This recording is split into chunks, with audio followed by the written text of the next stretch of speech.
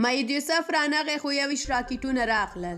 دا چې چیرته ولې دغه راکټونه راغلي دي او د مید یوسف د نه راتګ تر شا کوم پټ راز دی؟ آیا له طالبانو وډار شو که نه؟ ویډیو خامخا تر اخره وګورئ تر څو په ډیر څه خبر شئ. تمه وه چې نن د پاکستان د ملي امنیت سلاکار مید یوسف کابل ته راشي او دلته له طالب چارواکو سره وګوري، خو اوس تازه داسې راپورونه ورکول شول چې د یوسف سفر ځنډېدلی دی. تر اوسه یوازې د دې سفر په هکله دا ویل شوي دي چې د مید یوسف سفر د هوا د خرابوالي له کبله نه دی ترسره شوی. د مید یوسف سفر به د بیا ځلې لپاره د روانې میاشتې په 26مه نیټه ترسره کیږي. د نوموړي د سفر لغوه کېدو په اړه بیلابیل نظرونه موجود دي. ځینې شنونکي وایي چې د ډیورنډ کرښې موضوع یوه حساسه پړاو او بحث ته رسېدلی او دا پاکستانی چارواکي د ډیورنډ کرښې د جنجالونو د حل لپاره کابل ته راته. خو دا چې موضوع خورا مهمه ده ځکه نو د سفر لغوه شوی.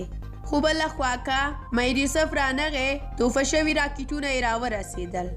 راپورونه وایي چې پاکستان یو ځل بیا د کونړ پر ولایت د راکټونو باران جوړ کړی او پوره 21 راکټونه یې پر دې ولایت ویشتلي دي. تر اوسه پورې په دې اړه طالبانو او رسمي سرچینو څه نه دي ویلي، خو کیدای شي چې همدا د پاکستان ځواب وي. موده وړاندې هم پاکستان د افغانستان خاوره په راکټونو وویشته چې بیا یې له طالبانو سره سرحدي ترینګلتیاوې رامنځته شوې. پاکستان د طالبانو په راتګ سره د ډیورنډ کرښې پر شاوخوا ملاحظات ډیر کړي او په دې سره غواړي چې طالبان معلوم کړي چې آیا دوی کولی شي له دې ډلې په اړوند برخه کې کومه ګټه پورته کړي که نه.